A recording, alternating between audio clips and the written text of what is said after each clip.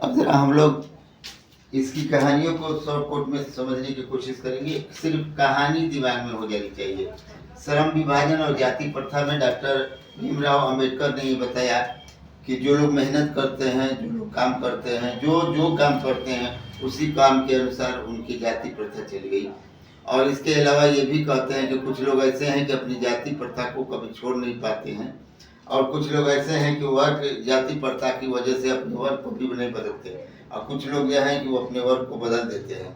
इसलिए जाति प्रथा सिर्फ और सिर्फ वर्ग के अनुसार, श्रम की वजह अनुसार किया गया है, क्योंकि श्रम भी विभाजन करना जरूरी है। दूसरा है 20 के दांत। 20 के दांत जो है एक सेन साहब हैं, उनकी 5 लड़कियां हैं। बिल्कुल लड़कियां सीधी सादी हैं, लेकिन उनका एक बेटा है जिसका नाम खोखा है। उनका एक नौकर है, उस नौकर का भी एक बेटा है। तो ये गौर करने की बात यह है कि इनका बेटा, सेन साहब का बेटा जो है बिल्कुल बहका बहका है। जो भी करता है सेन साहब को लगता है, या सेन साहब की वाइफ को लगता है कि बहुत बड़ा दिमाग वाला है। अगर किसी मेहमान के गाड़ी की शीशा भी फोड़ देता है तो उन लोगों को लगता है कि शायद वो रिसर्च कर रहा है।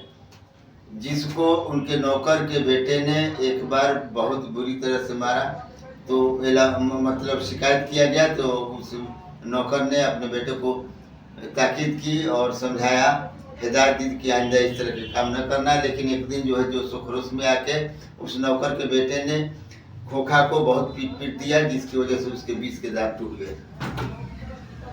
भारत से हम क्या सीखे?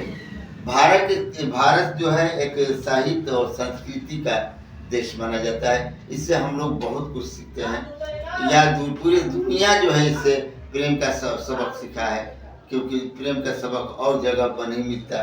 तो भारत से संस्कृति का सबक सीखा जाता है। अगला है नाखून क्यों बढ़ते हैं। देखिए, सबसे बड़ी बात यह है कि मनुष्य जो है आदिकाल मानव है। पहले जीव जंतुओं के साथ रहता था, लेकिन नाखून इसके बढ़े रहते थे। कभी कभी तो ऐसा होता है कि मनुष्य से बहुत सारे देवता भी हार जाते थे, बहुत सारे देवता भी उनके अधीन हो जाते थे, क्योंकि मनुष्य के पास जो शक्ति है वो किसी के पास शक्ति नहीं है। दूसरी बात, सबसे बड़ी बात ये कि मनुष्य के नाखून पहले बढ़ते थे, नाखून से ही बहुत सारे काम को ले लेता था। इसके अलावा लोहा का की खोज किया और अतिरिक्त चीज़ों का खोज किया, लेकिन नाखून उसके बढ़ते जाते थे, उसको काटता जाता था। और आज भी नाखून बढ़ते हैं, उसे काटा जाता है। नाखून बढ़ बढ़ के ये साबित करता है, ये बताता है कि हम लोग आदि मानव हैं। हम लोग इसी नाखून से इस्तेमाल करते थे, इसी नाखून का प्रयोग किया करते थे, इसीलिए नाखून हमेशा बढ़ते रहते हैं। नागरी लिपि, क्योंकि गुजरात के ब्राह्मण एक थे जो नागर ब्राह्मण कहलाते थे, उन्होंने सबसे पहले जो लिपि का इस्तेमाल किया उसी को कुछ लोग नागरी लिपि कहते हैं। कुछ लोगों का कहना है कि बनारस वाराणसी भी देवताओं के नगर है, इसलिए देवताओं के नगर को देवनागरी कहते हैं। कभी कभी कुछ लोगों का मत यह है कि पटना पाटलिपुत्र का नाम पहले नगर था, और वहाँ जो है विक्रमादित्य रहा करते थे, उनका शासन चलता था। विक्रमादित्य का उपनाम या एक नाम देव भी था, और उससे पटना का नाम नगर था। तो देवनागरी, वहाँ की लिपि को ही देवनागरी कहते हैं। इसके लिए कई मतभेद हैं, लेकिन स्पष्टीकरण नहीं हो पाता कि देवनागरी रियल में क्या हो। अगला है बहादुर। बहादुर एक लड़का है जो अपने घर भैंस चराता था, लेकिन एक दिन भैंस को मार दिया, उसकी माँ ने उसको मार दी, वो भाग गया। जबकि इसका नाम था दिल बहादुर। स्टेशन पर आया कि तो लेखक ने इसको पाया और अपने घर ले गए और अपना सारा काम करा रहे थे, लेकिन लेखक के घर वाले इसे लाइक नहीं करते थे। निर्मला उनकी पत्नी थी, वो और लाइक नहीं करती थी, काफ़ी डिसलाइक रखती थी, पसंद नहीं करती थी। लेकिन ये अपनी ईमानदारी और शराफत से वो काम करता था, रहता था, और कहीं भी जाकर सो जाता था। एक दिन की बात है कि निर्मला यानी कि लेखक की वाइफ जो है सोची कि इसको कैसे भगाया जाए। तो भगाने की सिस्टम के लिए उन्होंने सोचा कि कोई ऐसा उपाय किया जाए जिसकी वजह से भाग जाए। तो उनकी सहेलियाँ आई हुई थी, तो सहेलियों के कोई सामान गुम हो गया, तो इल्ज़ाम इसके ऊपर लगा दिया गया, काफ़ी इसके ऊपर अत्याचार की गई, और ये धीरे से अत्याचार सह नहीं पाया और वहाँ से भाग गया। बाद में पता चला कि वो सामान उन्हीं लोगों के पास है। परंपरा का मूल्यांकन। परंपरा का मूल्यांकन, हर देश का कोई ना कोई परंपरा होता है और सबसे बेस्ट परंपरा जो भारत का है, दूसरे का सम्मान करना, अतिथियों का सम्मान करना इत्यादि बहुत सारी परंपराएं हैं।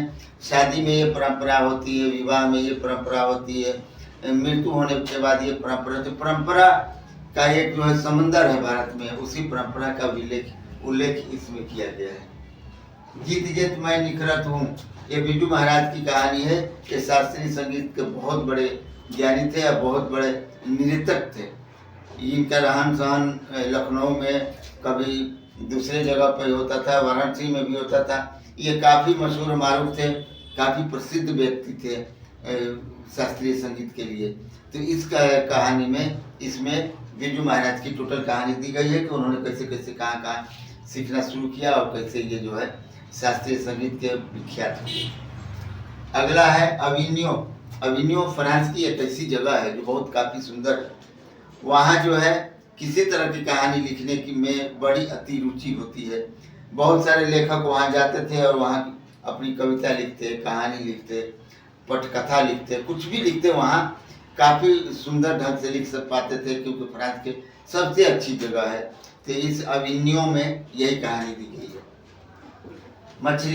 मछली एक कहानी है जिसमें दो बच्चे हैं और मछली पकड़ के मतलब खरीद के ले आते हैं, घर पे लाते हैं, उससे खेलते हैं। उसकी एक बहन भी है जो कि रो रही है घर में। जब घर में रो रही है तो उसके बाप जो उससे डांट रहा है, बाप डांट रहा है इस वजह से कि शायद कोई उससे मिलने जुलने आया करता था जो ये उससे बुरा लगता था, इसलिए वो डांटा करता था। तो इन लोगों ने देखा कि जो मछली की हालत बिन पानी है, उसी तरह दीदी की भी हालत बिन पानी है, या इस तरह की हालत है, रो रही है, सिसक रही है।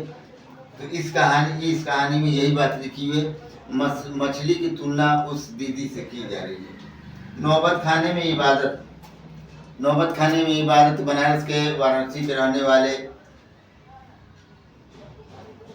नौबत खाने की इबादत बिस्मिल्लाह खां, वो बहुत अच्छे शहनाई वादक थे।